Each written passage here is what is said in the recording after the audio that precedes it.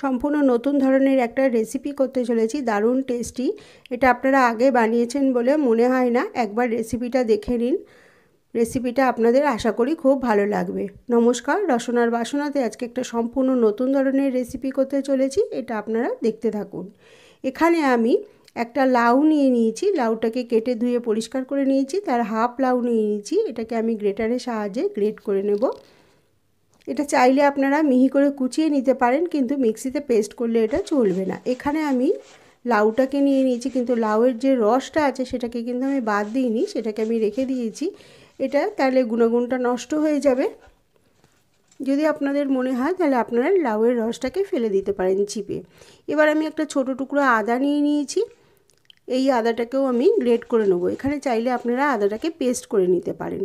এবার এর মধ্যে আমি 1 চামচ কাঁচা লঙ্কা দিয়ে দিচ্ছি। কাঁচা লঙ্কাটা যদি আপনাদের বেশি মনে হয় তাহলে সেখানে কমিয়ে দিতে পারেন। স্বাদ মতো আমি নুন দিয়ে দিচ্ছি, আর হাফ চা চামচ হলুদ গুঁড়ো দিলাম। এখানে গোটা জিরে দিলাম হাফ চা চামচ, আর 1 মুঠোর মতো আমি ধনে পাতা দিচ্ছি। এখানে আমি জিরে গুঁড়ো দিলাম হাফ চা চামচ, আর স্বাদ মতো চিনি দিচ্ছি। চিনিটা দিলে এটা টেস্ট আরও অপূর্ব হবে, তাই জন্য চিনি দিলাম। আর বেশ কিছুটা আমি বেসন দেব, হাফ কাপের মতন, কারণ এখানে মাখতে আমার বেসন লাগবে।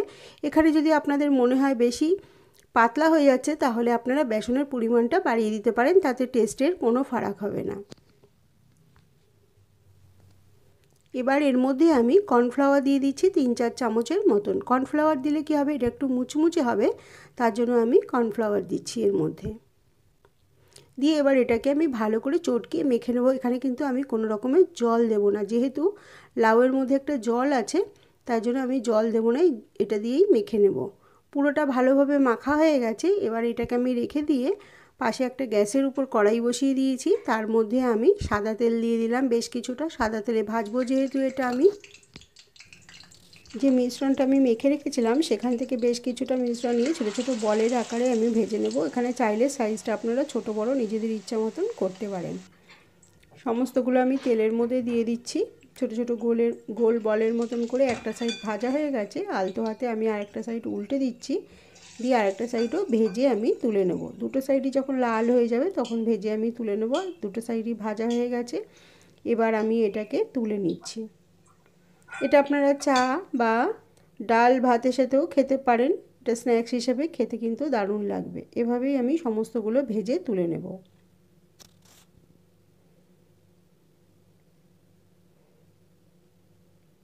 এবার যে তেলটা ছিল সেই সাদা তেলের মধ্যে তেলটা কিছুটা কমিয়ে নিয়েছি, তার মধ্যে আমি 1 চামচ গোটা জিরে ফোড়নের জন্য দিয়ে দিলাম, আর একটা তেজপাতা আর 2টো শুকনো লঙ্কা দিয়ে দিলাম। এবার আমি এর মধ্যে একটা বড় সাইজের আলুকে ডুমো করে কেটে নিয়েছি, সেটাকেও দিয়ে দিলাম, দিয়ে এটাকে একটু লাল করে আমি ভেজে নেব। আলুটাকে লাল করে ভেজে এর মধ্যে বাদবাকি মশলাগুলো আমি দেব। এবার এর মধ্যে ছোট একটা টমেটো দিয়ে দিচ্ছি, কুচিয়ে নিয়েছি, আর 2 কোয়ারের মতন আদাকে আমি গ্রেট করে নিয়েছি, সেটাও আমি দিয়ে দিলাম। চাইলে এখানে আপনারা আদা আর টমেটোটাকে পেস্ট করেও দিতে পারেন। এবার যতক্ষণে না আদাটা এবং টমেটোটা ভাজা হচ্ছে এবং টমেটোটা গলে যাচ্ছে, ততক্ষণ এটাকে ভালোভাবে নেড়ে ভেজে নিতে হবে। ভালোভাবে আদা আর টমেটোটা ভাজা হয়ে গেছে, টমেটোটা গলে গেছে, ভালোভাবে নাড়িয়ে দিয়ে এবার বাদবাকি মশলাগুলো আমি এর মধ্যে দিতে থাকবো। আলুটার সাথে ভালোভাবে কষানো হয়ে গেছে। এবার এর মধ্যে আমি স্বাদ মতো নুন দিচ্ছি,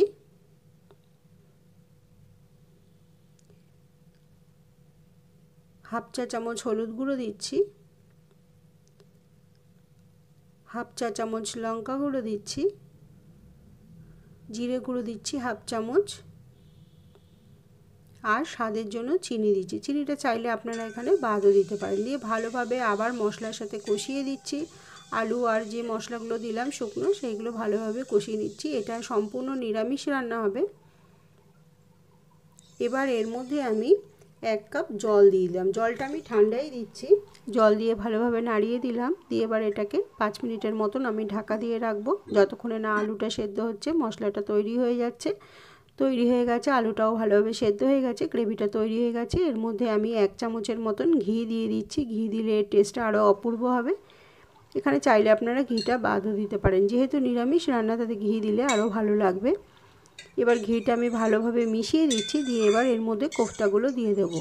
এই রেসিপিটা একবার বানানোর অনুরোধ রইল। যদি ভালো লাগে অবশ্যই সাবস্ক্রাইব করে আমার পাশে থাকবেন। যারা এখনও আমার চ্যানেলটিকে সাবস্ক্রাইব করেননি তারা সাবস্ক্রাইব করে পাশের বেল আইকনটা প্রেস করে দেবেন, তাহলে আমি যা রেসিপি দেবো তা আপনাদের কাছে সহজেই পৌঁছে যাবে। এবং লাইক শেয়ার করতে ভুলবেন না, কমেন্ট করে জানাবেন আমার রেসিপিটা কেমন হয়েছে। তৈরি হয়ে গেছে সম্পূর্ণ নিরামিষ একটা রেসিপি। এর উপর থেকে আমি কসুরি মেথি ছড়িয়ে দিচ্ছি, যদি খেতে আরও ভালো লাগবে এবং গন্ধও আসবে খুব সুন্দর। কসুরি মেথির একটা খুব সুন্দর গন্ধ আসে। এখানে কিন্তু আমি কোনো রকমের গরম মশলা ব্যবহার করিনি। আজকের রেসিপিটা এই পর্যন্তই। সবাই খুব ভালো থাকবেন, সুস্থ থাকবেন। আবার দেখা হবে অন্য কোনো দিন অন্য কোনো নতুন রেসিপির সাথে। তৈরি হয়ে গেছে সম্পূর্ণ নিরামিষ একটা রান্না, এটা লাউয়ের কোফতা কারি।